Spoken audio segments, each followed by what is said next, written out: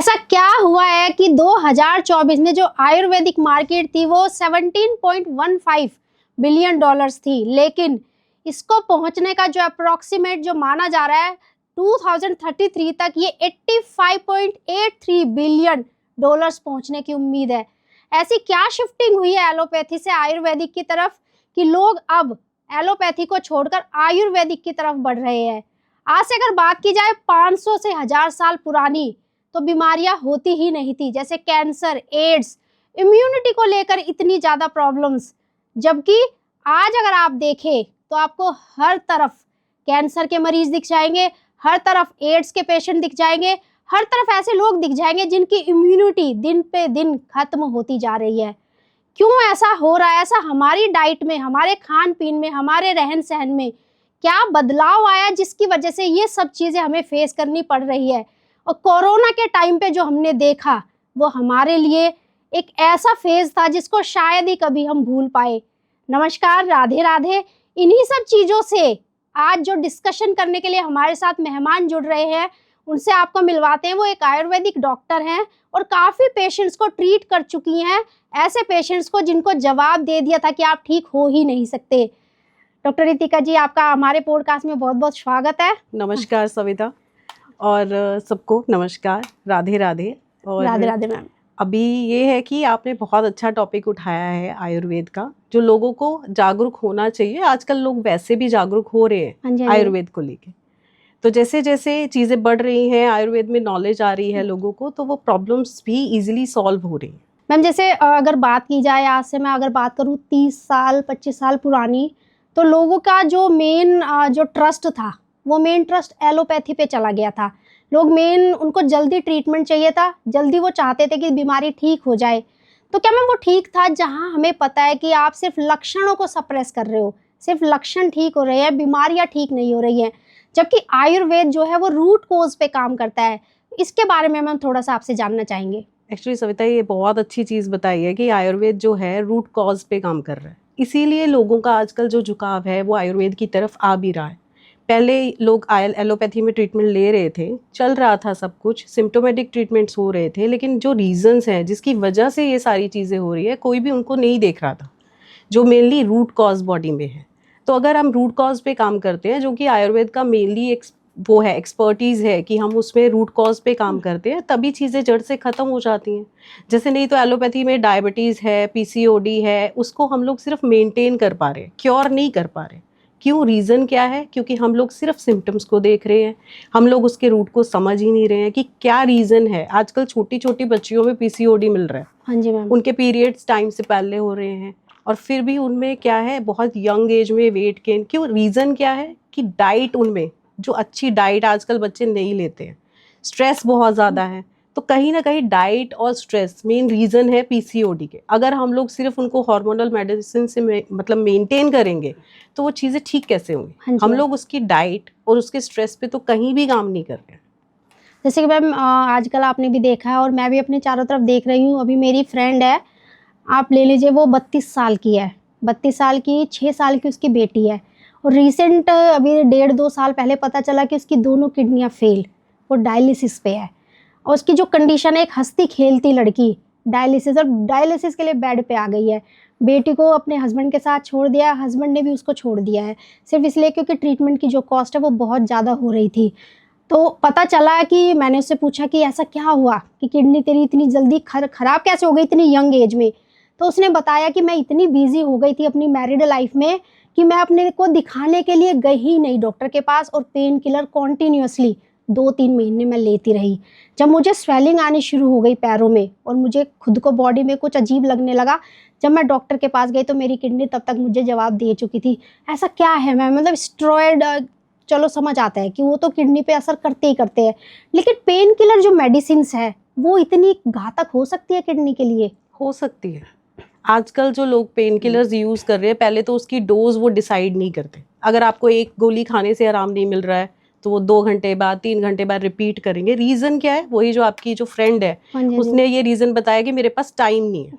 लोगों के पास समय ही नहीं है कि वो अपने रीजंस को देखे, उसको जो पेन हो रहा था उसके रीजन को तो उसने कभी देखा ही नहीं। हाँ जी मैम। सिर्फ वो पेन किलर्स ले रही थी, उस पेन किलर्स की वजह से, उसकी डोज ज्यादा होने की वजह से उसकी किडनी डैमेज हो गई। अभी तो आप 32 ईयर्स की बात बता रहे हो, मेरे पास एक पेशेंट आई थी, वो जस्ट 19 ईयर्स, और उसमें वो पेन किलर्स कब खाती थी, क्योंकि उसको पीरियड्स में बहुत पेन हो रहा था और हर 4 घंटे में वो मेडिसिन खा रही थी, मतलब कितना, और उसकी दोनों किडनी डैमेज हो चुकी है और उसका अब भी डायलिसिस चल रहा है 19 की एज में। अपनी बॉडी को समझिए आप, वो सिम्टम्स आपको बता रही है, वो सिम्टम है जो आपकी बॉडी पेन शो कर रही है, वो जस्ट एक सिम्टम है, वो एक डिजीज नहीं है। आप उसके कारण को समझ के अगर काम करोगे, समझोगे कि मेरी बॉडी में पेन क्यों, जस्ट डेफिशिएंसी अगर आपको विटामिन डी और विटामिन B12 की भी होती है, तब भी आपको बॉडी में पेन रहता है। बिल्कुल मैम। आप उसकी डेफिशिएंसी को नहीं समझे, आपने क्या किया, सिर्फ पेन किलर्स ले पेन लिए, किलर, और और वो उसमें क्या करेगा, आपके मेटाबॉलिज्म को डिस्टर्ब करेगा, आपके एंजाइम्स को डिस्टर्ब करेगा। आप जो इतना पेन हो रहा है, आप सिर्फ सोते रहोगे या तो मेडिसिन लेके, ना हाँ जी। डाइट पे ध्यान रहेगा, ना ही आपका लिक्विड इनटेक अच्छा होगा, और ना ही आप अपनी डेफिशिएंसीज को कवर कर रहे हो। तो मतलब यही कारण है कि जो लोग मैंने देखा है, जैसे कि मैं भी दवाइयों में 20 साल मुझे भी हो गए हैं, तो काउंटर्स पे मैं जैसे देखती हूँ बहुत सारे लोग आते हैं, हरे पत्ते की दवाई दे दो, लाल पत्ते की हाँ। दवाई दे दो, मतलब पेन किलर ऐसे खाते हैं मैम जैसे कि वो घर में अपनी जो डाइट ले रहे हैं उस डाइट के अकॉर्डिंग पेन किलर्स खाते हैं, कैंडीज की तरह खाते हैं, कैंडीज की तरह। बिल्कुल मैम। और मे भी यही रीजन रहा है मैम कि एक छोटी सी बीमारी कब बड़ी बन जाती है, ये मेन यही रीजन है कि टाइम रहते हम उनको देखते नहीं, उनके लक्षणों को पहचानते नहीं। वही है, जब हम समझेंगे कि सिम्टम्स और डिजीज में क्या फ़र्क है, तब हम उन चीज़ों को रोक सकते हैं।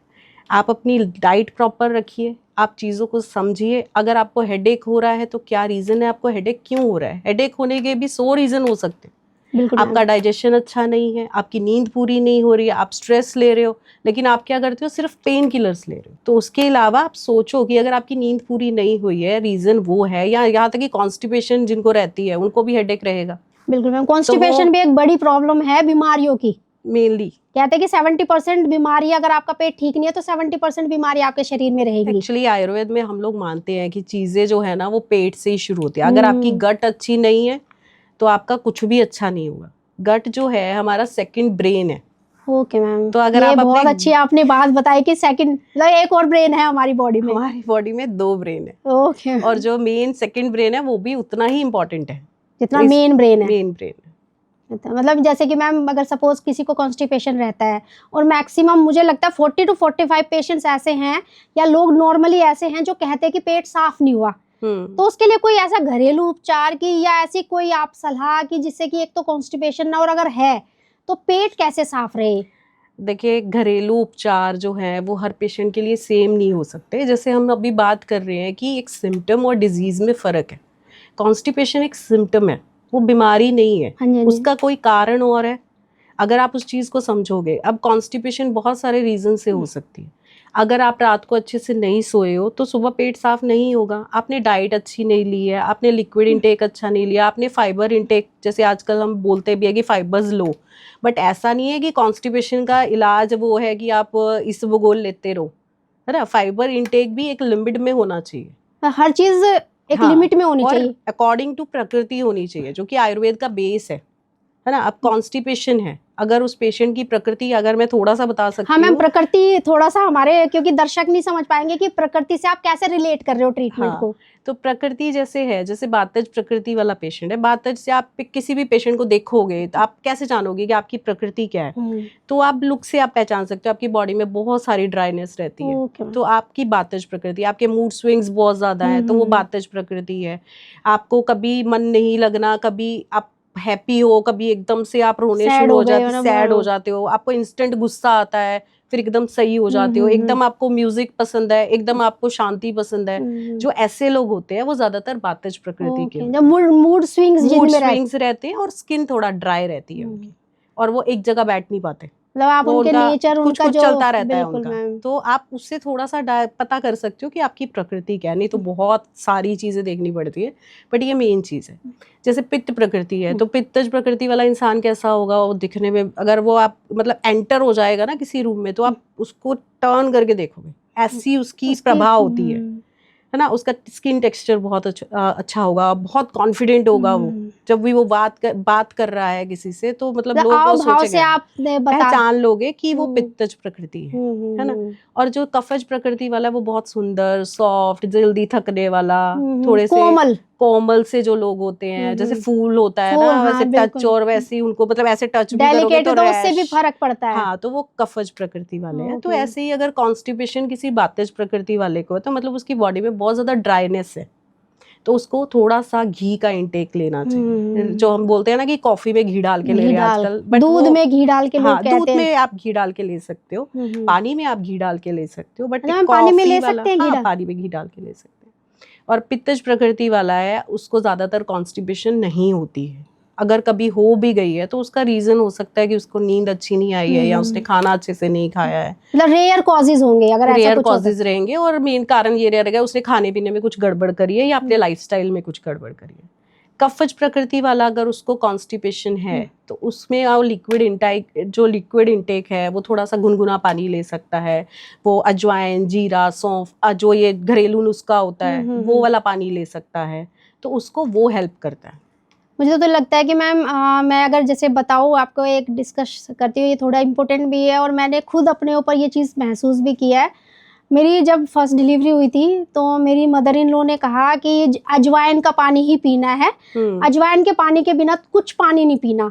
तो उन्होंने शुरू के 15 से 20 दिन मुझे पानी का इंटेक, जो मतलब मैंने पानी पिया वो अजवाइन का पानी पिया, उसके अलावा उन्होंने मुझे पानी ही नहीं दिया। और वास्तव में मैम उसका रिजल्ट बहुत अच्छा आया, मतलब मेरी टमी नहीं निकली, मेरा सिजेरियन होने के बाद भी मेरी टमी नहीं निकली।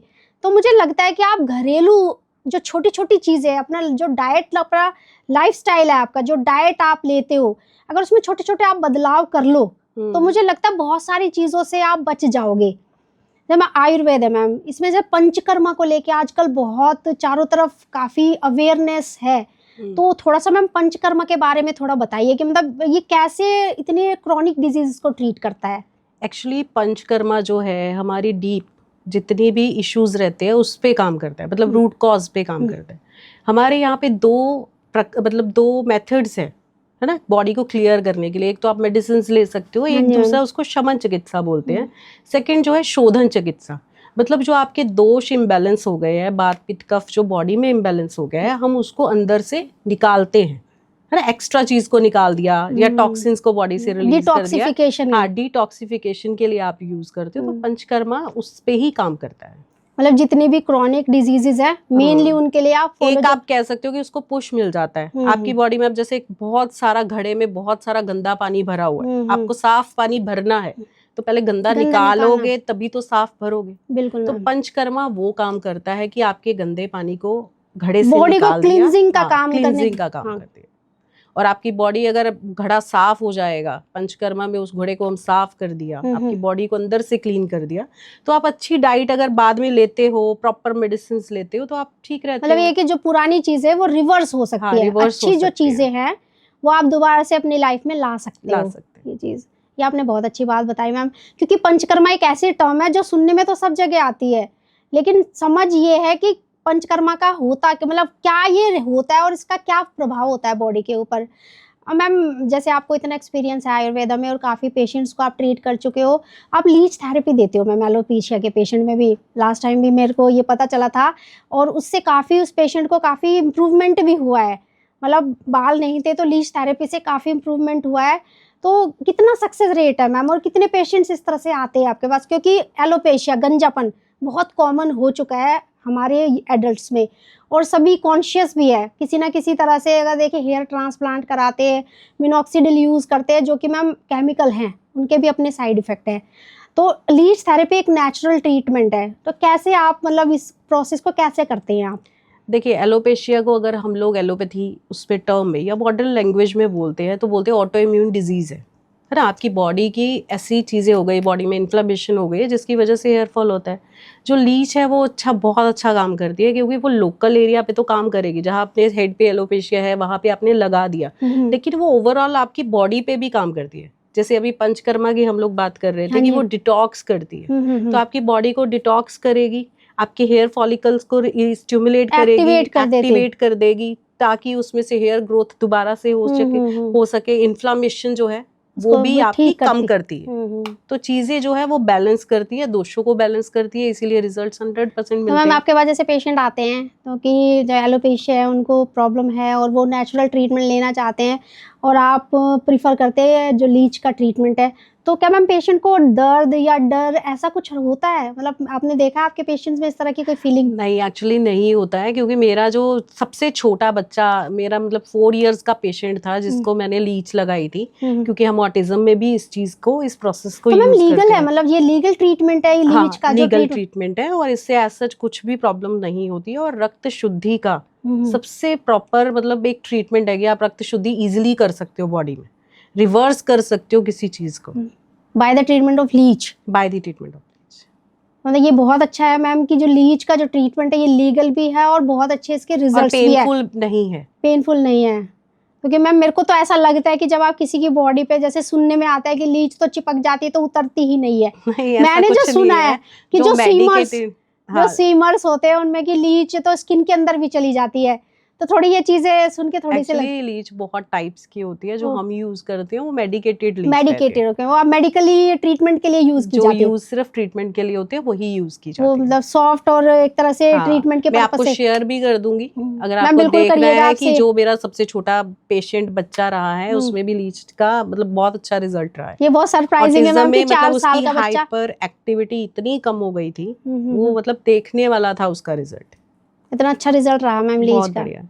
और मैम रिसेंट में भी एक स्टडी आई है, मतलब काफ़ी इस पे काफ़ी रिसर्च भी चल रहा है और काफ़ी बहुत सारी स्टडीज़ आ भी चुकी है कि जो स्ट्रेस है, एंजाइटी है, डिप्रेशन है, जैसे कि हमारी लाइफस्टाइल हो चुकी है मैम भागम भाग, खुद के लिए भी टाइम नहीं है, फैमिली के लिए भी टाइम नहीं है, तो मैम डिप्रेशन या एंजाइटी से मैम किडनी कैसे ख़राब हो सकती है? देखिए, डिप्रेशन और एंजाइटी से मेनली आपकी बॉडी में क्या इफेक्ट होता है, आपको किसी चीज से कोई फर्क नहीं पड़ता है ना। जब आपका लाइफस्टाइल डिस्टर्ब हो गया तो आपकी सारी चीजें डिस्टर्ब हो गई, आपका मेटाबॉलिज्म डिस्टर्ब हो गया। लाइफस्टाइल डिस्टर्ब हुआ मतलब ना तो आप खाना अच्छे से खा रहे हो, हाँ जी, हाँ जी। ना आप सो अच्छे से रहे हो, कॉर्टिसोल का लेवल आपकी बॉडी में डिस्टर्ब हो गया हाँ जी, हाँ है। जी, तो मैम। सब चीज़ों में स्ट्रेस एक रीज़न है ना। जो स्ट्रेस है वो आपकी बॉडी को इफेक्ट करता है और जाके वो सीधा किडनी और ब्रेन पे काम करेगा। हाँ जी, आप हाँ जो जी। मेडिसिन लेते हो, एंटी डिप्रेसेंट मेडिसिन लेते हो, आप देखोगे बहुत सारे लोगों का वेट गेन हो जाता है उससे। बहुत लेते हैं मैम। ज्यादातर अगर उसका, एंटी डिप्रेसेंट अगर देखा हाँ, जाए तो मुझे लगता है कि जो जॉब गोअर्स है, मतलब जो वर्किंग फीमेल्स है या वर्किंग जो मेल्स है, वो जिनको नींद नहीं आती, जो 3-3 4-4 बजे तक मोबाइल्स देखते हैं, वो बाद में नींद की गोलियां लेके सोते हैं। ये सबसे बड़ा रीज़न है मोबाइल। रात में पहले तो आप मोबाइल देखते हो एंटरटेनमेंट के लिए, उसके बाद आपकी नींद जानी शुरू हो जाती है। तो सबसे बड़ा मैं सबको बोलना चाहूँगी कि रात को सोने से 2 घंटे पहले अपना फ़ोन स्विच ऑफ करके साइड में रख दीजिए, नहीं तो आपका 100% आपकी नींद डिस्टर्ब होने वाली है और आपको एंजाइटी इश्यूज होने ही वाले हैं। और आजकल ये चीज़ें बच्चों में बहुत बढ़ गई है। बच्चे मतलब यंगस्टर्स, जैसे आप 18-19 साल के बच्चे, मेरे पास 13 इयर्स का एक बच्चा आया एंजाइटी वाला। हाँ जी, हाँ जी। आप सोचो, इमेजिन करो जो कि खेलने just, खाने की उम्र हाँ, है। उसमें वो इतना डिप्रेशन और एंजाइटी लेके आया। जस्ट स्टार्टिंग था वो किसी एलोपैथी और या मॉडर्न मेडिसिन में उन्हें नहीं दिखाया था, जस्ट वो आया और विद इन अ मंथ उसका हम कंट्रोल कर पाए। रीज़न, उसने क्या ऐसी चीज़ों में बॉडी में क्या चेंजेस थे या उसके इन्वायरमेंट में फैमिली प्रेशर कैसा था, वो सब चीज़ों पे काम किया। तो उसका डिप्रेशन, आप मानोगे कि वो बच्चा ऐसा था कि वो बहुत ही गड़बड़ हालत में था। तो मैम मतलब, क्या रीजन था कि इतनी कम उम्र में उसको डिप्रेशन हो गया? मतलब कुछ तो रहा होगा आसपास। हाँ, उसमें ना बहुत सारी चीज़ें थी। जैसे बच्चा, बहुत सारे बच्चे होते हैं उनको मस्ती करने की आदत होती है। तो मैं उस बच्चे का नाम तो नहीं लूंगी, बट मैं एक चीज़ें बता सकती हूँ कि उसके साथ क्या था। जैसे उस बच्चे को मस्ती करने की बहुत आदत थी, तो उसके पेरेंट्स उस पर प्रेशर बनाते, तुम्हारे 10th बोर्ड हैं, आगे जाके तुम्हें पढ़ना है, अभी तुम 8th में हो, आगे जाके 10th में जाओगे, तो सब चीज़ें तुम अभी से वो चीज़ें प्रेशर आना शुरू हो गया था। और दिमाग में वो चीजें भरे जा रहे थे, हाँ, भरे जा रहे थे, जिसकी भरे वजह जा से रहे जो थे। मस्ती वाला बच्चा था वो एक तरह से कन्वर्ट हो गया डिप्रेसिव चाइल्ड में। हाँ, और सबसे पहले क्या हुआ, उसका इतनी ज़्यादा उसको बार बार टोकने की वजह से उसकी जो एक फिजिकल एक्टिविटी थी वो ज़ीरो कर दी गई। उसकी वजह से उसकी नींद सबसे पहले डिस्टर्ब हुई। वो सारी सारी रात सोता ही नहीं था।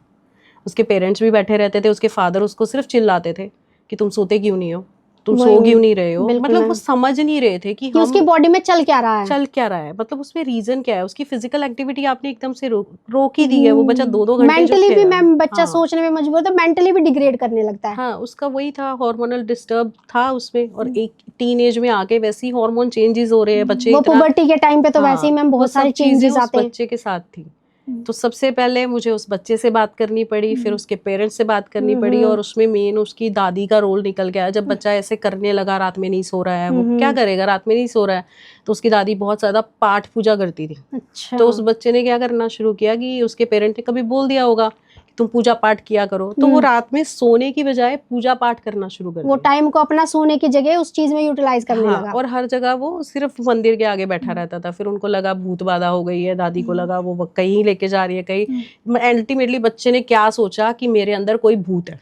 कि मेरे को नींद नहीं आ रही, क्योंकि बच्चा तो नहीं, उसे क्या अभी समझ। उसकी मतलब बहुत सारी चीजें थी ना उसमें। वो उसकी हाइपर एक्टिविटी भी ऐसी थी कि वो जब उसको कोई चिल्लाता था वो भी चिल्लाता था साथ वही में। वही वो मैं एग्रेसिव हो जाता है हाँ, बच्चा। एग्रेसिव हो गया था, बस उसने अभी हिट करना शुरू नहीं किया था। तो उसमें यही था कि आप तो उसके रीजन को समझते। रीजन क्या निकला कि सिर्फ प्रेशर। हर बच्चा देखिए स्कॉलर नहीं बनता है, वो कुछ खेलने में अच्छे हैं तो वो भी कुछ कर हर सकता जगह है। बिल्कुल मैम, कोई सब हाँ। सभी डॉक्टर बनने लगे और इंजीनियर बनने लगे तो और फील्ड में कौन जाएगा। अभी उस बच्चे की एंटी डिप्रेसेंट शुरू हो जाती, उसको लिख के दे दी गई थी। तो हम्म। बाय चांस वो पेशेंट आ आपके गया पास मेरे आ गया, पास, बिल्कुल और मैम। काउंसलिंग से ही हमें सारी चीजें मैनेज करने का मौका मिल गया, और वो बच्चा अभी बिल्कुल ठीक है। वो ये कि मैम बहुत सारे घर के एनवायरनमेंट ऐसे होते हैं, अपने पेरेंट्स की जो बिहेवियर है वो भी बच्चे को एग्रेसिव और शांत बनाने में बहुत बड़ा रोल बहुत प्ले बड़ा। करते हैं। और आजकल तो बच्चों को बाहर ही बहुत स्ट्रेस है, घर में भी आप स्ट्रेस दोगे तो क्या ही होगा। कैसे कैसे बच्चा ग्रो करेगा। पहले होती थी मैम जॉइंट फैमिलीज, तो बच्चा एक के पास नहीं रहता था। अगर 10 मेंबर है तो 10 मेंबर से अलग अलग चीजें सीखता था, और घर में जैसे मेंबर्स का बिहेवियर होता था बच्चा उसी के अकॉर्डिंग ढल भी जाता था। अब हो गई है मैम सिंगुलर फैमिलीज। अब देखो पेरेंट्स और बच्चा, अब वो ये बच्चा मोबाइल या टीवी में लगा रहता है। हमारे टाइम पे या आपके टाइम पे हम खेलते कितना थे, मोबाइल टीवी होता ही नहीं था, तो बॉडी हेल्दी रहती थी। अब क्या हो गया, अब बच्चों के पैर में दर्द, सर में दर्द, हाथ में दर्द, बैक में दर्द। 7 साल का बच्चा मैम बोलता है मेरे पीठ में दर्द है। सोचो 7 साल के बच्चे के पीठ में दर्द होने का क्या मतलब है। हम लोगों को तो पता तक नहीं था सिर दर्द और पेट दर्द कहते किसे हैं। तो मैम ये सारा जो गड़बड़ घोटाला जो हुआ है, ये सारा हमारी लाइफस्टाइल, हमारे बिहेवियर ने ही तो किया है। डेली लाइफस्टाइल ने ही गड़बड़ की। अब पेरेंट्स के पास टाइम नहीं है, वो बच्चे को जो भी जल्दी जल्दी बनता है वही खिला रहे हैं, प्रॉपर डाइट ही नहीं जा रही है। और आयुर्वेद में सबसे पहले हम लोग जिस चीज़ को पॉइंट आउट करते हैं, आपका लाइफस्टाइल। अगर आप वो चेंज नहीं करोगे, कोई भी मेडिसिन आप पे काम ही नहीं करेगी हाँ जी, ना। हाँ जी मैम। आप दोषों को तो आप क्या कर रहे हो, मेडिसिन से मैनेज करने की कोशिश कर रहे हो, और आप उल्टा पुल्टा खा रहे हो, सारी रात मोबाइल देख रहे हो, और दिन में आप सो रहे हो। जबकि हम आयुर्वेद में कहते हैं कि हमें दिन में बिल्कुल नहीं सोना नहीं चाहिए। और चाहिए। लेकिन जो बूढ़े लोग हैं, बच्चे हैं, वो सो सकते हैं। बट किसी नॉर्मली किसी यंगस्टर को, जैसे आप क्रॉस कर गए 10 साल से ऊपर की एज हो गई, और उधर आप 70 से कम हो, 10 से 70 के बीच में, को नहीं सोना चाहिए। वही कहते हैं कि अगर आपको शांति की नींद चाहिए रात में तो दिन में मत सो। हाँ, ये प्रेमानंद महाराज जी भी कहते हैं, और ये फॉलो भी करना चाहिए। सच में ये फॉलो करना चाहिए। वो है ना कि सुकून की जो नींद होती है वो तभी होती है जब आप थकने के बाद बिस्तर लेते हो। उससे पहले अगर दिन में आप सो लिए तो आपको रात को नींद नहीं आएगी, आप 10, 11, 12 बजे तक शायद उल्लू की तरह बैठे रहोगे। तो ये बहुत सारी चीजें हैं मैम। मुझे तो ये लगता है मैम, जैसे बीइंग अ फार्मासिस्ट और आप एक आयुर्वेदिक डॉक्टर हो, मुझे तो ये लगता है कि आप 90% जो बीमारियां हैं वो अपनी डाइट से, अपनी लाइफस्टाइल से, अपने खाने को मॉडिफिकेशन से आप ठीक कर सकते हो। सच में कर सकते हैं एक्चुअली। आप अगर बात की जाए अभी जो स्ट्रीट फूड्स है मैम, चाउमीन, मोमोज, मुझे नहीं लगता कोई भी ऐसा होगा जिसने मोमोज ना खाए हो। नहीं, उसमें हूँ, मैंने कभी नहीं खाए। अच्छा, आपने नहीं खाए, उनमें से मैं भी हूँ। मैंने भी मुंह पे भी नहीं रख के देखा, और यही वजह मैं अपने बच्चों को भी नहीं दी। मैं उन्हें इतना पढ़ाया हुआ है कि गंदी गोभी, बंद गोभी गंदी है, टमाटर की चटनी बहुत गंदी होती है, तो कहते कच्चा मैदा है। मेरी डॉटर ने एक बार मुंह में रख लिया था तो कच्चा मैदा है मम्मी, मैं तो नहीं खाऊंगी। तो आपको मतलब डराना भी जरूरी है। अगर आप बच्चों को बचपन से कुछ चीजें, एक्चुअली आप जो चीजें आप खुद नहीं करोगे तो आपका बच्चा भी नहीं करेगा। बिल्कुल बच्चा अगर आप घर पे लाके मोमोज खा रहे हो और बच्चे को बोल रहे हैं आप मत खाओ, ये चीज अच्छी नहीं है, तो बच्चा आप ही से तो सीखेगा। बिल्कुल, वो तो कहेगा ना कि आप क्यों खा रहे हो। हाँ, अगर चीज अच्छी नहीं है आप भी को तो अवॉइड करना चाहिए। 2.5 साल के मैम बच्चे, 3 साल के बच्चे, पेरेंट्स लेके जाते हैं मोमोज वाली ठेली पे और छोटे छोटे टुकड़े तोड़ के चटनी में लगा लगा के उनको देते हैं। अब मैं सोचिए 2.5 साल का बच्चा जिसका डाइजेस्टिव सिस्टम अभी डेवलप हो रहा है, डेवलप हुआ भी नहीं है, वो जब 10 साल का होगा यही जंक फूड खा के, फास्ट फूड खा के, तो क्या उसकी इम्यूनिटी, उसके जो वाइटल ऑर्गन्स है वो उतने स्ट्रांग हो पाएंगे जितने हम लोगों के थे? नहीं हो पाएंगे, कभी भी नहीं हो पाएंगे, क्योंकि आपका देखो गट है, आपने बचपन में ये सब उल्टा पुल्टा खा के उसको आपने खराब कर लिया, तो आगे आईबीएस के जो पेशेंट्स रहते हैं हम उसमें हिस्ट्री लेते हैं, उनका यही सब निकलता है। कॉलेज के बच्चे रहते हैं, हॉस्टल में रहते हैं, डाइट अच्छी नहीं है, खाना अच्छा नहीं है, बाहर जाके यही सब खा रहे हैं, और थोड़ा सा 30+ होने के बाद वो यही कंप्लेंट लेके आते हैं, हमारे को कुछ डाइजेस्ट नहीं होता, ब्लॉटिंग बहुत होती है, हाइपर एसिडिटी बहुत है, और उसके रीजंस वही है ना। आपका रूट कॉज कहाँ से निकला? कि आपने खाने से निकला। अब उसको आप ठीक कैसे करोगे? अब 30+ पेशेंट आपके पास आ गया है, वो एक सबसे बड़ा चैलेंज है आयुर्वेदिक डॉक्टर के लिए। सबसे पहले तो उसकी वो आदत हटानी, उसको वो चीजें बतानी। अब उसको वो इतनी जल्दी छूटेंगी तो है नहीं, वो तो जीभ पे लग चुकी है ना मैम, वो टेस्ट में आ चुकी है। लेकिन कई लोग बहुत ज्यादा परेशान होते हैं, जैसे कि एसिडिटी इतनी है कि वो कुछ भी नहीं कर सकते, सारी रात सो नहीं पा रहे हैं, तो हम लोग उन्हीं को पंचकर्मा की एडवाइस देते हैं। वैसे पंचकर्मा जो है कोई भी हेल्दी पर्सन भी कर सकता है। हाँ मैम, ये भी मैंने सुना था कि कोई भी हेल्दी पर्सन क्या पंचकर्मा फॉलो कर सकता है? बिल्कुल कर सकता है। पंचकर्मा हेल्दी पर्सन भी कर सकते हैं, जिनको क्रॉनिक डिजीज है वो भी कर सकते हैं, क्योंकि आयुर्वेद का देखो मेन जो मोटिव है ना वो है स्वस्थस्य स्वास्थ्य रक्षणम मातुरस्य विकार प्रशमनम च। इसका रीजन, इसका मतलब क्या है? स्वस्थ के स्वास्थ्य की रक्षा करना। सबसे पहले आयुर्वेद में क्या मोटिव है? जो लोग हेल्दी हैं उनको हेल्दी रखना, और फिर जाके जो बीमार हैं उनका इलाज करना। जब आप पहले से अपनी हेल्थ को मेंटेन करके रखोगे, बीमार हो ही नहीं रहे हो, है ना, तो डिजीज आएंगे कहाँ से? तो पंचकर्मा आपकी हेल्प करता है आपके स्वास्थ्य की रक्षा करने में। आपकी बॉडी में जैसे डिटॉक्स कर देता है, आपकी बॉडी में जस्ट स्टार्टिंग है, टॉक्सिन्स थोड़े बहुत हैं, अभी वो सिम्टम्स में आपको दिख नहीं रहे हैं, डिजीज बहुत बड़ी नहीं हुई है, तो आप शुरू में उसको डिटॉक्स कर रहे हो, अपनी बॉडी की इन्फ्लामेशन कम कर रहे हो, तो आप उसको हेल्दी पर्सन्स में आप बोल सकते हो कि बहुत अच्छे रिजल्ट्स आपको आगे फ्यूचर में मिलेंगे, आपकी लाइफ बड़ी हो जाएगी। जैसे आयुर्वेद बढ़ जाती है, लाइफ स्पैन बढ़ जाएगा, क्योंकि आयुर्वेद का मेन देखो मतलब क्या है? Science of life. आपको लाइफ में कैसे रहना। और अब तो मैम बहुत एडवांसमेंट हो गया है। पहले जो हर्बल यूज किया जाते थे, मसाले हो गए या जड़ी बूटियां हो गई, उनको यूज करते थे, तो साइंटिफिक हमारे पास प्रूव नहीं थे, हमारे पास स्टडीज नहीं थी। लेकिन अब तो इतना एडवांस हो चुकी है आयुर्वेदिक की जो फील्ड है कि अब आप एक एक हर्बल, एक एक जो स्पाइसेस है, सबके आप बता सकते हो, मतलब स्टडीज है, उसके रिजल्ट्स है, इवन ह्यूमंस पे जो स्टडीज है कि उनके क्या रिजल्ट है और उन्हें कितने दिन लेना चाहिए। तो ये काफी सारे एडवांसमेंट की वजह से भी मैम एक बहुत बड़ा रीजन है कि लोग शिफ्ट कर रहे हैं एलोपैथी से। हाँ, ये कह सकते हैं कि उसकी वजह से है कि आयुर्वेद अब लोगों को रिजल्ट देने लगा, वो दिख रहा है लोगों को। पहले वो था दिखने में उनको प्रॉब्लम आ रही थी, इसमें सबसे बड़ा टाइम लगता था मैम। कोविड का बोल सकते हैं। कोविड में 2 ही चीजों ने ग्रो किया है, एक आयुर्वेदा और दूसरा सोशल मीडिया। बिल्कुल मैम। और कहीं ना कहीं सोशल मीडिया कहीं ना कहीं एडवांटेज और डिसएडवांटेज के साथ है आयुर्वेद में। बहुत चीज़ों में अच्छी चीज़ें हैं, लोगों को पता चल रहा है कि आयुर्वेद किसी साइड इफ़ेक्ट्स नहीं है, रूट कॉज पे काम कर रहा है, आपके लाइफस्टाइल मॉडिफिकेशंस उसमें आप कर सकते हो, लेकिन उसके डिसएडवांटेजेस भी हैं। अभी देखिए बहुत सारे लोग ऐसे भी दे रहे हैं, आप सुनते हो बहुत सारे लोगों को। अगर आप देखोगे, मैंने कई बार वीडियोस देखे, मुझे बहुत अजीब लगता है वो सब चीज़ें। वो लोग बोलते हैं कि दूध और केला मिक्स करके खाओ। हाँ जी, और मैम खाते हैं जो लोग पतले होते हैं, खाते हैं, और वो सबसे बड़ा हमारे आयुर्वेद में हम उसको जहर बोलते हैं। सबसे बड़ा रीजन रहता है आपकी बॉडी में टॉक्सिन्स जमा करने का। और जितने फाइब्रॉइड के पेशेंट मिलेंगे, सिस्ट के पेशेंट मिलेंगे, लाइपोमा मिलेगा, उन सब में ये पेशेंट हिस्ट्री देगा। आप पूछोगे ना, केला और दूध और केला तो हम लोग शेक्स पीते थे, सुबह उठते ही हम खाना नहीं खाते थे, हम शेक्स पीते थे। सबसे पहला उनका ये रहता था, यही रहता था। और सबसे पहले तो मैं ये रिक्वेस्ट करूंगी कि दूध और केले का कॉम्बिनेशन कोई भी ना ले, और अपने बच्चों को तो बिल्कुल भी मत दे। और मैम कॉमन प्रैक्टिस है ये तो। हाँ, हमारे जो पेरेंट्स, अगर मैं जैसे बहुत पतली थी, मेरी मदर हमेशा मुझे फोर्स करती थी कि स्कूल जाने से पहले शेक, मतलब जो सिंपल फेंट के, पहले रही होती थी मैम, सिंपल उससे फेंट के मम्मी दूध के साथ केला देती थी। तो ये तो कॉमन प्रैक्टिस है इंडियन, अगर होम्स में देखे तो बहुत कॉमन प्रैक्टिस है। यानी कितने लाख या करोड़ कहूँ ये प्रैक्टिस फॉलो करते होंगे मैम। हाँ, तो इसी माध्यम से, आपके माध्यम से मैं बोलना चाहूंगी, दूध और केला आप अलग अलग ले सकते हो। आप केला खा लो, आधे घंटे बाद आप दूध पी लो, बट उसको मिक्स करके शेक्स बना के आप बच्चों को भी दे रहे हो, खुद भी ले रहे हो, तो वो मत करिए। उसके भी अपने साइड इफेक्ट्स हैं। उसके बहुत मतलब जो नेचुरल चीजें हम घरों में खाते हैं, उनका जो कॉम्बिनेशन है वो भी हमारे लिए एक तरह से जहर का काम करता है। और धीरे धीरे वो भी फिर एक डिजीज में कन्वर्ट हो जाता है। आहार जो है ना हमारी बॉडी के लिए, जो हम खाना खा रहे हैं उसमें डिपेंड नहीं करता आप आहार कैसा खा रहे हो, खाना कैसा है, आप किस वे में खा रहे हो, किस सोच के साथ खा रहे हो, वो भी आपकी बॉडी में अलग तरह का रिजल्ट देगा। मतलब आयुर्वेदिक एक ऐसी फील्ड है जो हमें अवगत कराता है या हमें बताता है कि आपके आसपास सब कुछ है, लेकिन वो सब कुछ आपको किस वे में नुकसान दे सकता है और किस वे में बेनिफिशियल हो सकता है ये पता होना चाहिए। ये जरूर और ये पता होना आयुर्वेदा चाहिए। ही हमें बताता है।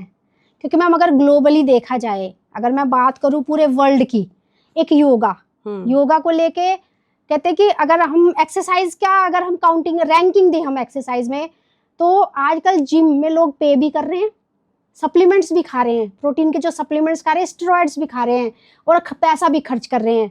जबकि योगा पहले नंबर पे आता है, जिम 10वें नंबर पे आता है। वो पहले नंबर पे आने के बाद भी आप इनिशियली अगर क्लास लेते हो आपको एक बार पे करना है। अगर आपने योगा के जो स्टेप्स है, योगा के जो पोस्चर्स है, वो अगर आपने सीख लिए, वो फ्री ऑफ कॉस्ट आप लॉन्ग टर्म अपनी पूरी लाइफ में उनको अपना सकते हैं। तो मैम अब आप देखें कि जो योगा और जो आयुर्वेदा है, ये ग्लोबली लोग इसे फॉलो करने लगे हैं बहुत बड़े लेवल पे। और पहले क्या था, इलनेस केयर के पीछे लोग भागते थे, अब वेलनेस के पीछे लोग भागते हैं।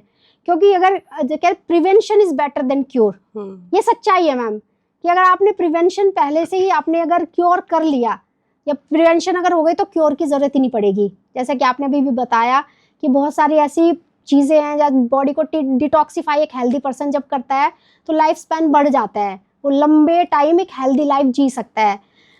पुराने टाइम के जैसे आपकी भी मदर इन लॉ है, आपके फादर इन लॉ भी है, अगर बात आज एक 26 साल का लड़का और आपके फादर इन लॉ या मदर इन लॉ या मेरी मदर या मेरी नानी, इनकी अगर मैं बात करूं मैम, तो जो एक एडल्ट है ना 26 साल का, वो उतना नहीं चल पाएगा जितने ये लोग चल लेंगे। एक्चुअली 26 साल तक जाने की जरूरत ही नहीं है। अगर मैं अपने बेटे को और अगर मैं अपने फादर इन लॉ को देखूँ ना कि उनके काम में कितना मतलब हम लोग देखें कि वो कितना काम मेरे फादर इन लॉ कर पा रहे हैं और कितना मेरा वो 15 साल का बेटा कर पा रहा है, हाँ जी, हाँ जी। तो वो डबल होगा जो मेरे फादर इन लॉ कर पा रहे हैं।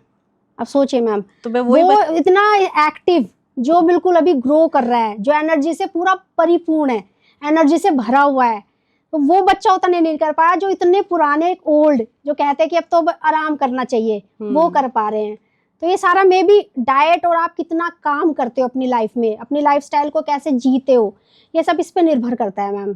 बहुत ज़्यादा ये चीज़ें एक्चुअली रखती हैं, क्योंकि आजकल देखो अगर आप दिल्ली एनसीआर में रह रहे हो, सबसे बड़ा पोल्यूशन सबसे बड़ी चीज़ है। ना तो आपको वाटर अच्छा मिल रहा है, ना आपको एयर अच्छा मिल रहा है, कुछ भी अच्छा नहीं है। पेस्टिसाइड्स, वेजिटेबल्स और फ्रूट, कुछ भी खा लो, और यहाँ तो अभी कोई फ्रूट खाने से भी आप डरते हो कि उसमें उन्होंने कुछ अल्टर कर दिया, कोई इंजेक्शन दे दिया।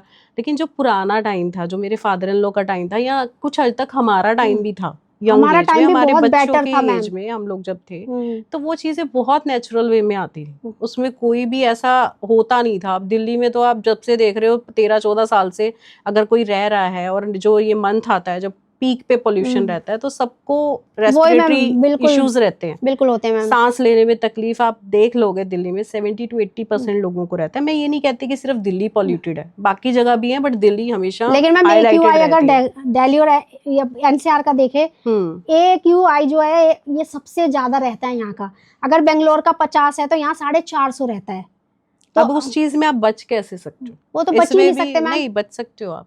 आयुर्वेद में इसके लिए भी आपके पास चीज है, आप नस्यम, जो हम बोलते हैं नस्य, तो हम लोग कुछ ऑयल्स बोलते हैं कि आप नाक में लगा के, जब भी आपको बाहर जाना है कहीं, तो आप नाक में लगा के मास्क पहन के जाओ, आपको कोई प्रॉब्लम नहीं होती है। मतलब पोल्यूशन का इफेक्ट आपकी बॉडी पे, पोल्यूशन पे इफेक्ट अगर आपको 100% आने वाला है, तो वो 30% 40% ही रह जाएगा, अगर वो अच्छे से आप अपनी प्रकृति के अकॉर्डिंग नस्य करते हो, जैसी बॉडी उसके अकॉर्डिंग। हाँ, और नस्य जो है आपका वो ही 60% आपका रिजल्ट उसका पोल्यूशन का इफेक्ट कम कर दिया, और 40% योगा। आप अच्छे से योगा करिए, आप उसमें ब्रीदिंग एक्सरसाइज करिए, लेकिन ब्रीदिंग एक्सरसाइज आप बाहर नहीं कर सकते, आपको घर के अंदर मॉर्निंग में तो कर ही सकते हैं, लेकिन आपको अपने घर के अंदर ही करना है। नहीं है कि पार्क में बैठ के आप कर रहे हो, बोलोगे मैडम ने बोला था भाई योगा करना है, तो ऐसा नहीं है कि पोल्यूशन में बैठ के करने लग जाओ, तो घर पे बैठ के कर सकते हैं। कि अर्ली मॉर्निंग जब व्हीकल्स कम होते हैं, एयर क्लियर हो चुकी होती है, पानी पी के, एक ग्लास पानी पी के ही निकलो घर से, है ना। तो ये सब चीजें आप कर सकते हो। टाइम से सो, अच्छा खाना खाओ, टाइम से उठो, अपनी बॉडी को टाइम दीजिए सबसे पहले, तो वो सब चीज़ों से आप पॉल्यूशन का इफेक्ट थोड़ा तो कम कर ही सकते हो। बिल्कुल मैम कर सकते हैं मैम। बहुत मतलब ये समझ में आया, आयुर्वेद में बहुत ज़्यादा फॉलो नहीं करती। हाँ, घर के जो मसाले या जो डाइट है उसको कोशिश करती हूँ कि थोड़ा हेल्दी लूँ, लेकिन ये पता चला आपसे आयुर्वेदा की A to Z हर बीमारी, हर तकलीफ, हर चीज़ का इलाज आयुर्वेद में है। बिल्कुल 100% है। पहले आयुर्वेद को देखो, सबसे पहले आपके दिमाग में क्या आता है, कुछ सबसे बड़ा मिथ है कि आयुर्वेद बहुत स्लो है। मेरे पास अभी थोड़े दिन पहले एक फ्रोजन शोल्डर का पेशेंट आया था, लास्ट 7 ईयर्स से उसका हाथ ऊपर नहीं जा रहा था। आप मानोगे नहीं, मेरे पास वीडियो है, मैं शेयर भी करूंगी आपको। 2 मिनट के अंदर उसका हाथ ऊपर जाने लग गया, पीछे जाने लग गया, सब जगह विदिन 2 मिनट्स, विदिन जो एलोपैथी में भी पॉसिबल नहीं है। 7 साल से वो ट्रीटमेंट ले रहा, उसने फिजियोथेरेपी सब कुछ करा लिया, कुछ बहुत सारी मेडिसिन भी खा ली, बट नहीं हुआ। और आप 2 मिनट में, हमारे यहाँ विद्ध कर्म होता है, तो कुछ कुछ मर्मा पॉइंट्स पे हम लोग वो चीज़ करते हैं, तो उससे बहुत अच्छे रिजल्ट हैं। तो आयुर्वेद जो है इमरजेंसी ट्रीटमेंट भी दे सकता है। यहाँ तक कि आप हार्ट पेशेंट है, उसमें भी आप जैसे उसको आ गया है ना, हार्ट अटैक आ गया है, आप सबसे पहले यही रहता है। देखिए एलोपैथी की इंपॉर्टेंस अपनी जगह है। बिल्कुल मैम, इमरजेंसी इमीडिएट अगर रिलीफ चाहिए तो वो बिल्कुल आपको चाहिए, मतलब बुरा उसे भी नहीं कह सकते, नहीं उसको बिल्कुल बुरा नहीं कह सकते। हम ये कह सकते हैं कि एलोपैथी का रोल अलग है, आयुर्वेद का रोल दोनों की अपनी एक इम्पोर्टेंस है। एलोपैथी का रोल वहाँ है जहाँ आपको इमरजेंसी ट्रीटमेंट चाहिए। अब आपको चोट लग गई है, सर्जरी की जरूरत है, रप्चर हो गया अंदर, तो आप एलोपैथी करो, क्यों नहीं करोगे आप? अब तब भी सोचोगे कि आयुर्वेद से कुछ करेंगे, तो वो चीज़ गलत है। आयुर्वेद बहुत अच्छा काम करता है। आप जहाँ पे आपको साइड इफेक्ट्स नहीं चाहिए, आपको क्रॉनिक डिजीज है उसको ठीक करना है, आप कर सकते हो। आयुर्वेद बहुत अच्छा काम करेगा। और जैसे हम लोग अब बात कर रहे थे कि आयुर्वेद हर डिजीज पे काम करता है, तो जैसे मैं अभी बता रही थी कि अभी कार्डिक पेशेंट है, हमारे पास कुछ नहीं है, आप घर पे हो, है ना, तो आप कुछ चीजें हैं जो आप आयुर्वेदिक में भी, जैसे फर्स्ट एड बोलते हैं ना, तो वो आप कर सकते हो। आयुर्वेदिक जो मैम CPR कर सकते हैं, CPR कर सकते हैं। वैसे ही आयुर्वेद में एक पॉइंट्स रहते हैं, तो हम लोग क्या कहते हैं कि हमारे जो ये वाला पॉइंट रहता है उस पर आपको रेगुलर थप थप करते रहना है जब तक पेशेंट हॉस्पिटल नहीं पहुंचता। आप W की उसमें शेप में उसको बिठाओ, जैसे हम हमेशा बोलते हैं। फर्स्ट एड का एक पॉइंट है कि उसमें आपको W शेप में बैठना है, लेकिन आप उसके यहाँ पे प्रेस कर सकते हो, और जब तक आप नहीं पहुंच रहे हो W की उसमें शेप में बैठिए। तो पर्टिकुलर यही मैम मतलब लेफ्ट हैंड क्योंकि हार्ट का टैप जो करते रहना है यहाँ पे, तो आप उस टाइम को, क्योंकि आपके पास कोई मेडिसिन नहीं है, कोई मैम ऑप्शन ही नहीं अवेलेबल, ऑप्शन नहीं है आपके पास, तब आप ये कर सकते हैं। और मैम काफी बार ये सुनने में आता है कि जैसे सपोज आपको लग रहा है चेस्ट पेन स्टार्ट हुआ, आपको लग रहा है कि may be it can be heart attack, तो कहते हैं कि खांसते रहो, जोर जोर से कोशिश करो जब तक आप कॉन्शियस हो कि खांसते रहो। तो मतलब ऐसा भी, मतलब उसकी वजह से भी मैम ऐसा कुछ हो सकता है कि खांसने से भी हार्ट जो है वो पंप करना शुरू करता है? एक्चुअली देखो, पेशेंट अगर ऐसी कंडीशन में होगा कि उसको बहुत पेन है, आप उसको बोलोगे भी तो वो खांस नहीं सकता है ना। तो ये है कि हाँ ठीक है, आप जब पेशेंट कर पा रहा है, उसको हल्का हल्का अगर पॉसिबल है तो सिर्फ वही तभी कर सकता है, उसमें कुछ नहीं है। आपका सिर्फ आपका खांस रहे हो तो आपका सिर्फ एक ऑक्सीजन लेवल थोड़ा सा कवर हो, वो ये मैम, बट ये नहीं है कि वो हार्ट अटेक को रोक देगा, तो उसमें वो नहीं है। ये मैम और आपका ये जो टैपिंग है, तो बहुत इसमें अच्छा भी एक ऐसा नहीं है कि वो हार्ट अटैक को रोक देगा, लेकिन आपकी ब्लड सर्कुलेशन, ये जो पॉइंट्स रहते हैं इस पे करने पे, आपका टैप करने से वो सर्कुलेशन रेगुलर रहता है, चलता रहेगा, मतलब हार्ट एकदम से सीज नहीं होता, कार्डियक अरेस्ट नहीं होगा, कार्डियक अरेस्ट नहीं होगा। ये तो मैम बहुत अच्छा, मतलब मैंने फर्स्ट टाइम, मैम सही कहूँ तो मैंने फर्स्ट टाइम ये चीज़ सुनी है, क्योंकि बहुत सा मैं भी हॉस्पिटल्स में रहती हूँ, और ये चीज़ मैंने आपसे फर्स्ट टाइम सुनी है। मैंने कहीं ना तो वीडियो में सुनी, CPR को करते हुए, CPR की ट्रेनिंग्स भी मैंने अटेंड की हैं, बट ये जो टैपिंग वाला आपने जो पॉइंट बताया, ये बिल्कुल यूनिक और बहुत अच्छा पॉइंट है जो कोई भी कर सकता है। हाँ, मेनली वो कोई भी कर सकता है। ये सबसे अच्छा है कि जो साथ है पेशेंट के, वो इस चीज़ को कर सकता है। क्योंकि मैम मेरे खुद फादर कार्डियोवास्कुलर अरेस्ट से ही उनकी डेथ हुई थी, क्योंकि ब्रेन में ना ऑक्सीजन पहुंची, तो उसकी वजह से वो कोमा में चले गए थे, वापस कभी आ ही नहीं पाए। मे बी पहले से हमें ये चीज़ें पता होती तो शायद हम अपने फादर को बचा पाते, मे बी, क्योंकि बहुत बार छोटी छोटी चीज़ें ना आपको लाइफ गिविंग बन जाती हैं। अवेयरनेस जो होता है वो कुछ टाइम का, वही है कि आपका वो जो टाइम, वो 1-2 मिनट का जो टाइम होता है ना मैम, वो बहुत क्रूशियल होता है ऐसे पेशेंट्स के लिए, जिनको ब्रेन हेमरेज है, या जिनको पैरालिसिस की प्रॉब्लम है, या जिनको कार्डियोवास्कुलर अरेस्ट की प्रॉब्लम आ गई कि हार्ट अटैक आने वाला है। तो ये छोटी छोटी जो प्रिकॉशनरी जो चीज़ें, ये मे बी लाइफ को सेव कर सकती हैं। तो मैम बहुत आपसे आज हमें बहुत कुछ जानने को मिला, जो हम कि नॉर्मली विदाउट एनीबॉडीज हेल्प, अगर हमारे पास कोई चीज़ नहीं या कोई ऑप्शन नहीं अवेलेबल, तो हम छोटी छोटी चीज़ें करके, डाइट को मॉडिफाई करके बहुत सारी चीज़ों से बच सकते हैं। तो मैम मैं चाहूँगी कि आप, जैसे शुगर है, डायबिटीज़ की बहुत कॉमन प्रॉब्लम है, हाइपरटेंशन की बहुत एक बड़ी प्रॉब्लम है जो बढ़ती जा रही है, किडनी फेलर या थायराइड की प्रॉब्लम है, ऐसी छोटी-छोटी घर की छोटे-छोटे ऐसे, मतलब मैं ये नहीं कहूँगी कि उन नुस्खों से सब ठीक हो जाएगा, लेकिन हाँ, आप अपनी लाइफ को इस तरह से हेल्दी बना सकते हो कि वो चीज़ें आपके सामने ना आए। तो मेरे दर्शकों को कुछ ऐसी चीज़ें बताएँ जो करने से वो इन चीज़ों से बच जाए और एक हेल्दी लाइफ को जी पाए। एक्चुअली वही है कि घरेलू नुस्खे बहुत ज़्यादा काम तो नहीं करते हैं। हाँ, ठीक है, थोड़े टाइम बीइंग के लिए कर सकते हैं। जैसे आपको डायबिटीज़ है तो आप मेथी का पानी सबने सुना है, चिया सीड्स ले हाँ सकते जी, हाँ हो, जी मैम। तो ये सब चीज़ें आप कर सकते हो। हाँ, अब अगर कोई बीपी का पेशेंट है, एकदम से बीपी बढ़ गया है, तो जैसे मैंने हार्ट का बताया वैसे ही आप बीपी में भी कर सकते हो। छोटी इलायची आप चबा चबा के खा सकते हो। आपके पास इंस्टेंट कुछ नहीं है ना, आपका बीपी बहुत हाई हो रहा है, बहुत चक्कर आ रहे हैं, तो आप ये कर सकते हो। उसके अलावा आप उनके जो ऑयल आप नेचुरल, मतलब जो भी रोज कर सकते हैं, जो हाइपरटेंसिव पेशेंट हैं, तो एक कुछ जैसे सीजनल के अकॉर्डिंग ना आप ऑयल्स ले सकते हो। जैसे आजकल बहुत गर्मी है तो आप उसमें चंदन वाला लाक्षादी तेल आता है, उसको कॉटन ठंडक में, प्रदान हाँ, करे। चंदन का पानी या चंदन का ऑयल आप यूज कर सकते हो। उसको कॉटन डिप करो और आपके ये मेन अधिपति मरम रहता है, तो हम कहते हैं कि यहाँ पे रखना चाहिए। तो उसका बीपी, एंजाइटी, डिप्रेशन, इन सब में बहुत अच्छा काम करता है। जिनको नींद नहीं आती है उनको हम बोलते हैं कि हाथ और तलों की मालिश करिए, ये एक पॉइंट रहता है। स्थपनी मरम हम बोलते हैं, इसको प्रेस करिए। ये शंख मरम है, इसको प्रेस करिए, तो उनको नींद इम्प्रूव होगी। जिन बच्चों को चश्मा लगा है उनके लिए हम लोग बोलते हैं कि पैरों की मालिश जरूर करें। और जो मैं नस्यम बता रही थी, नाक में तेल डालना, तो वो जरूर करें। तो मैम जैसे पैरों की आपने बताया मालिश करनी चाहिए, जिन लोगों को आई साइड की प्रॉब्लम रहती है, वो पर्टिकुलर कोई टाइम है या किसी भी टाइम? रात को सोते टाइम। रात को सोते टाइम। और एक तो बच्चे के पास टाइम भी होता है, और रात का टाइम ये है कि आप ऑयल लगाया भी है तो वो जो सर्कुलेशन आपने उसमें करा है, क्योंकि हम लोग देखिए ये बोलते हैं, कोई भी नहीं मानेगा, आप चश्मे की प्रॉब्लम को पैरों में मालिश करके कैसे हाँ, लेकिन मैम लिंक तो आप पूरी बॉडी आपस में कनेक्टेड है। लेकिन आयुर्वेद में कहते हैं कि जब आप पैरों की मालिश करते हो तो आपकी आंखों की रोशनी अच्छी रहती है। ऐसे आप घुटने की मालिश करते हो तो आपका ब्रेन भी अच्छा रहता है। आपका ये सुना ना कि घुटने में ब्रेन, तुम्हारा तो दिमाग ही घुटने में है। हाँ हाँ हाँ, बिल्कुल मैम। तो ऐसा सच में है कि जो लेयर हमारी ब्रेन की है मज्जा धातु से बना है, वैसे ही हमारे घुटने भी मज्जा धातु से बने हैं। तो अगर आप रेगुलर सर की मालिश करते हो और घुटनों की मालिश करते हो तो आपके घुटने भी अच्छे रहेंगे और आपका ब्रेन भी अच्छा रहेगा। मैम बहुत अच्छी आपसे जानकारी मिली, हम आपसे जुड़े रहेंगे मैम हमेशा, अपने दर्शकों को नई नई इंफॉर्मेशन, नई नई जानकारियाँ देने के लिए। तो आपको कैसी लगी ये इन्फॉर्मेशन? आप घर में रह के ही, घर में जो उपलब्ध चीज़ें हैं, घर में आपके किचन में जो मसाले हैं, या घर में आप जो डाइट ले रहे हो वो कैसे लेनी चाहिए, किस तरह से लेनी चाहिए, कब लेनी चाहिए, और छोटी छोटी चीज़ें आप कैसे करके अपनी लाइफस्टाइल को इम्प्रूव कर सकते हैं कि आपको डॉक्टर के पास एक लंबी बीमारी के लिए जाना ही ना पड़े।